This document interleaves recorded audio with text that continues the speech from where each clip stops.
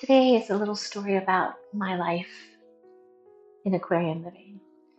So yesterday morning I got a call from my mother's memory care, and it was a nurse saying that her her virus or her chest cold or whatever isn't getting any better, even though her fever is broken.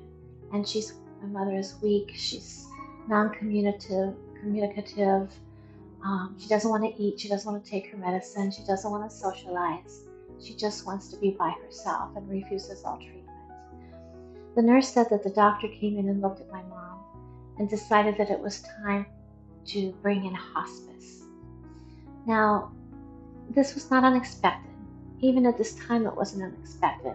But whenever I thought about contemplating the death of my mother, of course, I was touched deeply and even started some pre-grieving and just reliving a lot of our experiences together. So I sat with it for a minute, and to be honest, it was quite disconcerting. I said, I've got things to do, I've got errands to run. So I ran down the hill to where the car is parked, and I noticed on the side in the gravel was a little baby chick that had died. Now, that's part of island living. You just get used to seeing dead baby chicks. It's always saddened me, but it's part of life here. The mother hens have these big broods of 14 chicks, and within a week, either she's down to 2 or 3.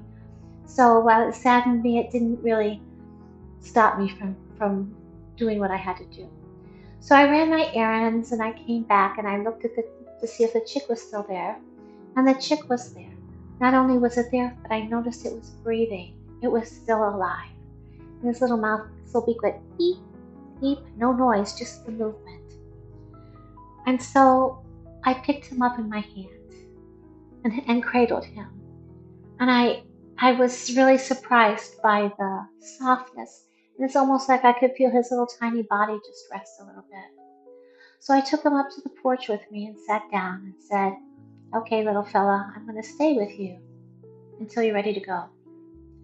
So I sat with him for a while, and then I told him, or her, I said, whenever you're ready to leave, it's okay.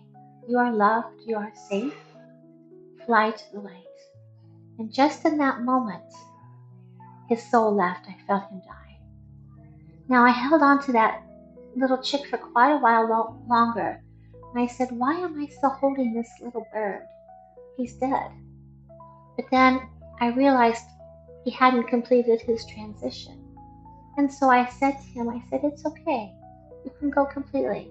Go ahead and fly to the light. Remember me. I'll remember you. And then I felt his entire transition.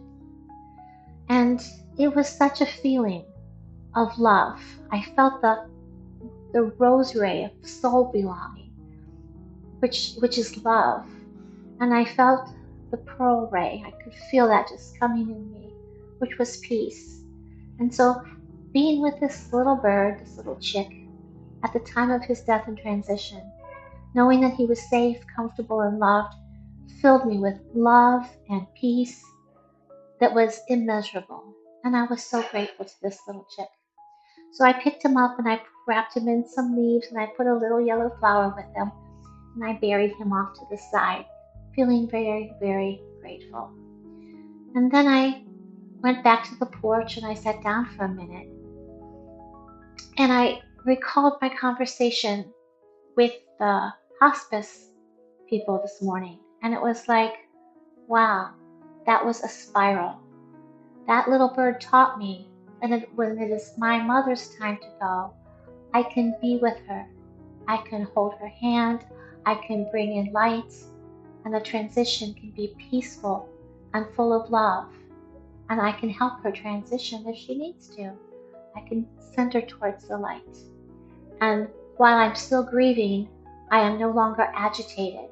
I am no longer worried about how it's going to go, because I know that I can show up and be what she needs me to be to transition with love and peace and gratitude and all the beauty of the world that she's leaving, and be welcomed into the beauty of the place she was going.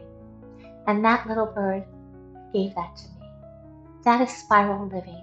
that is taking all of your life experiences, and instead of going forward, forward, forward, worry, worry, worry, not being present, it's about slowing down and saying, wait, this is a moment of beauty.